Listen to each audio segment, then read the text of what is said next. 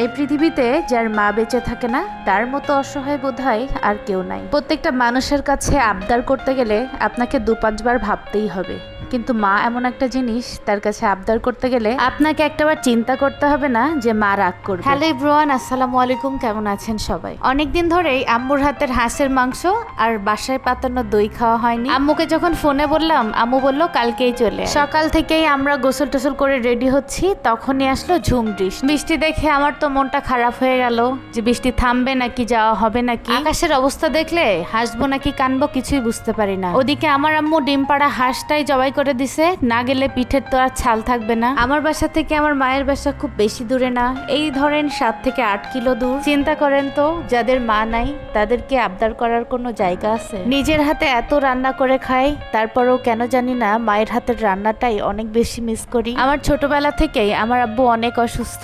আমার আম্মুই আমার বাবা, আম্মুই আমার মা। আমাদের 4 ভাই বোনকে মানুষ করা, পড়াশোনা করা, আবদার পূরণ, শাসন করা সবকিছুই আমার আম্মুই করছে সবসময়। আমার আম্মু সবসময় আমাকে একটা কথাই বলে, যতদিন বেঁচে থাকবো কি কি খাবা সেটা খেয়ে নাও, আমি মরে গেলে কেউ আর করে খাওয়াবে না।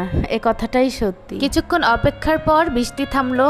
কিছু দূর এসে দেখি এদিকে কোনো বৃষ্টি হয়। আমরা খুব সুন্দর করে গল্প করতে করতে চলে যাচ্ছিলাম আরিশার নানু বাড়িতে। আরিশা যেদিন তার নানু বাড়িতে যায় সেদিন সে অনেক বেশি খুশি থাকে। ওকে দেখে আমার খুব মনে পড়ে আমার ছোটবেলার কথা। ছোটবেলায় আমরা ভাই বোনেরা যখন নানু বাড়িতে যেতাম, সেই দিন আমরা এত বেশি খুশি থাকতাম। মেয়েকে দেখলে আজ সেই কথা সব মনে পড়ে। মায়ের বাড়িতে আসার পর দেখি আমার আম্মু দেখেন কতগুলো আমের আচার দিছে। আমি একাই অর্ধেক শেষ করে ফেলছি, এত টেস্টি হয়েছে। আমরা আস্তে আস্তে প্রায় 4টা বেজে গেছে, আম্মুরা সবাই খেয়ে ফেলছে ভাত। অনেকদিন পর মায়ের হাতের রান্না খাবো। দেখেন আমার আম্মু কি কি রান্না করছে। হাঁসের মাংস রান্না করছে আর চিংড়ি মাছ দিয়ে পুঁই শাক, যেটা আমার অনেক পছন্দ। আর সাথে আছে পুঁটি মাছ ভাজা, যেটা তো আমি অলরেডি খাওয়া শুরু করে দিছি। আমার মায়ের হাতের রান্নার মতো স্বাদ আমি আর কারোর রান্নাতে কখনোই পাইনি। এই আমগুলো দিয়ে আম্মু আবার আমাকে আচার করে দিবে, সেটাই আমাকে দেখাচ্ছিল। আর এটা আমার মায়ের হাতের পাতানো দই, যেটার স্বাদ অসাধারণ, কখনোই ভোলার মতো না। প্রত্যেকটা সন্তানের কাছে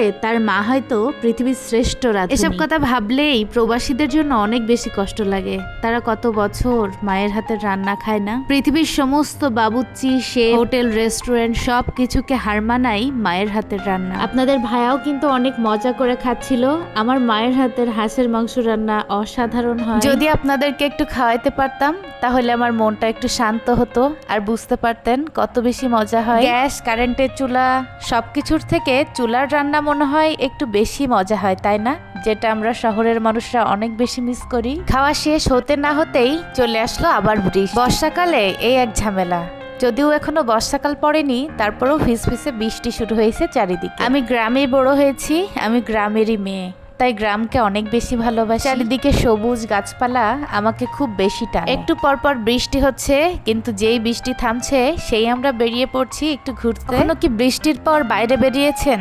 দেখবেন সবুজ গাছপালা আরো অনেক বেশি সবুজ হয়ে ওঠে। এই বর্ষার ভিতর আজকের দিনটা এত সুন্দর করে কাটাবো কখনো চিন্তাও করি না। আসলে সুখ, দুঃখ, হাসি, আনন্দ সবকিছুই আমাদের জীবনের রিজিক। রিজিকে যতটুকু থাকবে ততটুকুই আপনি জীবনকে উপভোগ করতে পারবেন। আর যে আনন্দ আর সুখ আপনার রিজিকে থাকবে না, সেই সুখকে আপনি কখনো শত চেষ্টা করলেও ধরে নিজের কাছে আনতে পারবেন না। এই বর্ষার ভিতর আমাদের এই ভিডিওটি কেমন লাগলো অবশ্যই কিন্তু কমেন্ট বক্সে জানাবেন। আজকের মতো বিদায় নিচ্ছি, আল্লাহ হাফেজ।